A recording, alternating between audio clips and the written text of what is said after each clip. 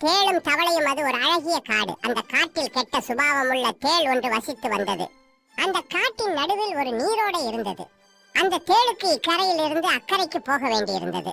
அக்கறைக்கு போவதற்காக அந்த நீரோடையில் இருக்கும் பெரிய மீன்கள், நண்டு, ஆமை போன்றவைகளிடம் தேள் உதவி கேட்டது.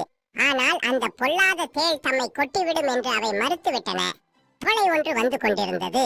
தவளையை கண்ட தேள், தவளையாரே, நான் அக்கறைக்கு செல்ல வேண்டும், என்னை அங்கு கொண்டு போய் விட்டு விடுவீரா என்று கேட்டது. நானும் அக்கறைக்குத்தான் போகிறேன், என் முதுகில் ஏறிக்கொள்ளும் உம்மை நான் அக்கறையில் விட்டு விடுகிறேன் என்றது தவளை. தேளும் தவளையின் முதுகில் ஏறிக்கொண்டது. தவளை நீரில் நீந்தி செல்ல ஆரம்பித்தது. சிறிது தூரம் தான் தவளை சென்றிருக்கும் தேளுக்கு ஒரு யோசனை வந்தது. நான் பல பேரை கொட்டி இருக்கிறேன், அவர்கள் வலியால் துடித்ததையும் பார்த்திருக்கின்றேன். ஆனால் நான் ஒரு நாளும் தவளையை கொட்டவில்லை. இந்த தவளையை கொட்டினால் எப்படி துடிக்கும்? இதை விட்டால் வேறு சந்தர்ப்பம் கிடைக்காது என்று தவளையை கொட்டி பார்க்க நினைத்தது. ஆனால் தவளை பேசாமல் போய்க் கொண்டிருந்தது. தேள் தவளையை பார்த்து, தவளையாரே, உமது உடம்பில் வலியே வருவதில்லையா என்று கேட்டது. தேளின் கெட்ட எண்ணத்தை புரிந்து கொள்ளாத தவளை, எனது முதுகு வளவளப்பானது, அதனால் எனக்கு அந்த இடத்தில் வலியே வருவதில்லை என்று சொன்னது தவளை.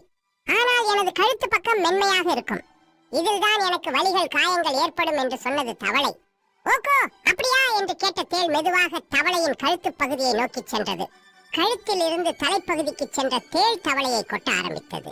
தேள் கொட்ட வருவதை அறிந்து தவளை தலையை தண்ணீருக்குள் இழுத்துக் கொண்டது. தேள் நீரோடையில் விழுந்து விட்டது. தனக்கு உதவி செய்த தவளைக்கு கேடு விளைவிக்க நினைத்த தேள் தண்ணீரில் மூழ்கி இறந்தது. தவளை கரையை நோக்கி நீந்தி சென்றது. அவருக்கு நன்றியுடையவனாக இருத்தல் வேண்டும். நீதி ஒருவர் எவ்வித பலனையும் எதிர்பாராமல் எமக்கு உதவி செய்தாராயின் அவரின் உதவியை நாம் எம் வாழ்நாளில் என்றுமே மறந்துவிடலாகாது.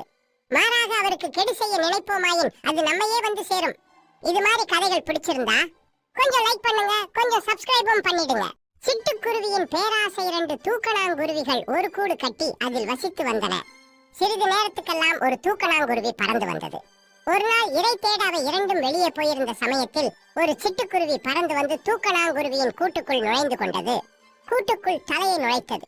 கூட்டுக்குள் சிட்டுக்குருவி இருப்பதை பார்த்துவிட்டு, குருவி அக்கா, எங்கள் வீட்டில் நுழைந்து எனக்கு இடமில்லாமல் பண்ணிவிட்டாயே, தயவு செய்து வெளியே போய்விடு என்று கெஞ்சி கேட்டுக்கொண்டது.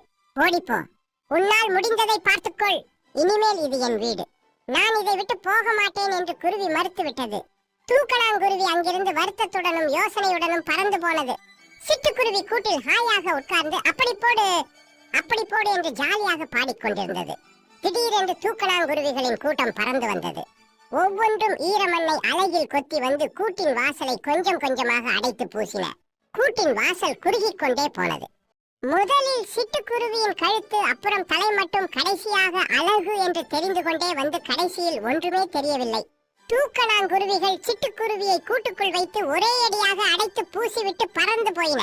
இது மாதிரி கதைகள் பிடிச்சிருந்தா அடுத்தவர் பொருளுக்கு ஆசைப்பட்டால் இதுதான் கதி என்று தாமதமாக உணர்ந்த சிட்டுக்குருவி அந்த கூட்டுக்குள்ளேயே மூச்சடைத்து இறந்து போனது. கொஞ்சம் லைக் பண்ணுங்க, கொஞ்சம் சப்ஸ்கிரைபும் பண்ணிடுங்க.